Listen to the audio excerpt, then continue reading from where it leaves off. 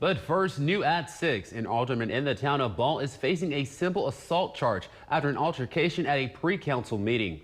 According to Ball police, witnesses said Alderman Carol Ward and another elected official got into an argument earlier this week. Police say at some point, Ward approached the council member in an aggressive manner with a clenched fist, causing that person to reasonably fear, quote, an imminent battery. Police cited Louisiana law that states someone can be charged with simple assault without hitting them.